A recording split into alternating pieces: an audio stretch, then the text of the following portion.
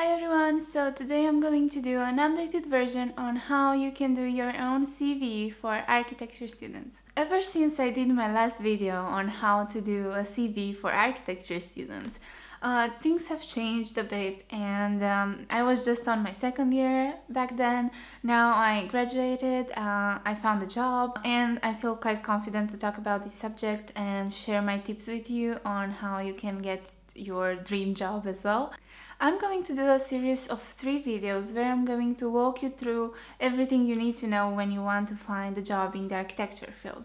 How to do your CV and cover letter, how to do your own portfolio, how long it should be, how short it should be, and then I'm gonna walk you through how you need to behave during your interview. In this first video, I'm going to cover how you need to do your CV and cover letter. You should be able to fit everything that you need in one A4 page. Your CV shouldn't be too long because they are going to get bored when they're going to go through your CV, so it needs to be unique and it needs to stand out somehow, and yeah, it needs to be interesting and short to the subject. Because you're applying for an architecture position, I think that your CV is supposed to be a tiny bit more artistic. So in order to do that, what I did was to include a picture of my work on the CV. I included this at the bottom of the page on both sides of my CV. I think it's going to add a nice touch to it and it's going to make it stand out a tiny bit more. The first thing that I included in my CV is the About Me section. What I recommend you to write there is something unique, something that represents you really well. Don't just write a description from the internet because they will know it. Just imagine how many people are applying for this position and how many people are just copy-pasting text from the internet. So if you're going to do the same thing, they will know and they won't appreciate it at all. They will just take your CV and throw it out in the garbage. It's not going to be useful. You're going to waste their time and you won't get the job, so it's not a win-win situation in here. Just write something that is going to represent you, something that is going to make them want to read the rest of your CV. The second thing to write on your CV is the experience section. Start writing things, first of all, from present to past. And then my second advice would be to write every single thing that you did in this section, because everything that you did is extremely relevant and is going to show them that you've got a lot of skills. Even though you worked, I don't know, as a barista during university because you needed money, it's fine. Just write it in there because it's going to show that you have great communication skills, you know how to work within a team, and it's just going to be a great asset to bring to the company. So every single thing that you did is worth being written on this section. If you are in your third year right now and you feel like you don't have anything to write on this section, like I know people who got to their third year and they were like, whoa, I don't know what to write on this section, no one is going to hire me. But if you are in this kind of situation, do something about it. For example, you can work at university. It's very easy to find a job within the university. For example, you can work as an IT rover. That's what I did. You can work as an outreach ambassador or a simple ambassador. You can do all kind of jobs around university, and they are great to be written in your CV. On the second page, talk about education, proficiency, certifications, languages and interests, and reference at the end. For the education and qualification section, it's quite easy. I just wrote my high school and my university education, that's it. For the proficiency section, I just wrote all the softwares that I'm good at and I know how to work with them.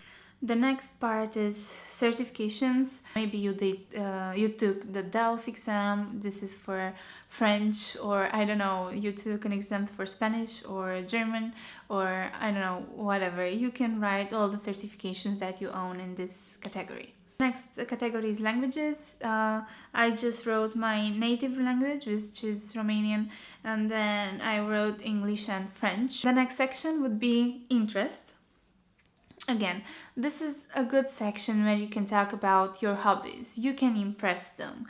Be honest with what you're writing in here. Be interesting. So this section can actually show your own personality. For this section, please, just please don't write I really like playing football in my spare time. I really like playing FIFA. I really like going to a pub with my friends and listening to music. Please just don't write that. Yeah, you need to talk about your hobbies, but you don't need to be that honest. If you know what I mean. Just talk about your hobbies and interests and make it be interesting and personal, and yeah, you're going to win them in this section as well. And now let's just move on to the cover letter.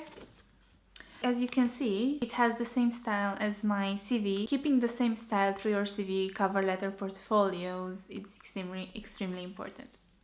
Well, I don't know about you. I don't know if you ever tried to write a cover letter. I know that when I started to apply for these jobs, it was my first time when I was trying to write the proper cover letter, and I was struggling a lot with it. I didn't know what to include and what to talk about.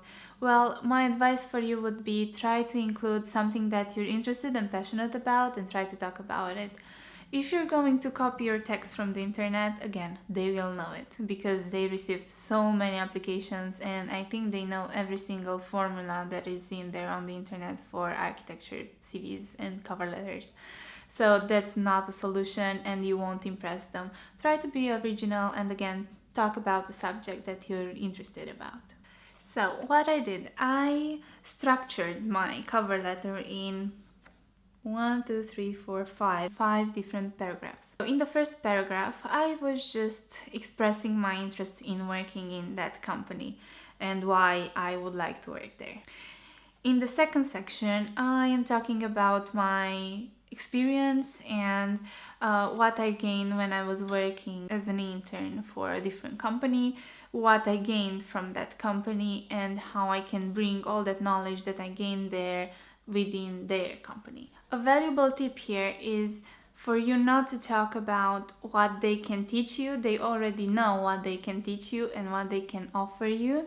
You need to say what you can bring to the table, what you can bring to the company. Even though you're young and you don't have too much experience, just say what you can bring to the company as well. For example, you have a high attention to the details. You can work really well within a group. I don't know, you are very enthusiastic, you are very passionate about something that they work with in their company, you have a new idea that they can apply within their company and you would be more than happy to share it with them. In the next section, just talk about the pieces of software that you feel confident using, and yeah, that should be enough. That should do the trick. In the last section, again, just talk about what you can bring to the company. Say something smart, something that is going to impress them, something that is going to make them put your CV on the side and contact you for the next stage for the interview. Thank you so much for watching. I hope you enjoyed this video and you will enjoy this series because the next video is going to be about how to do your portfolio.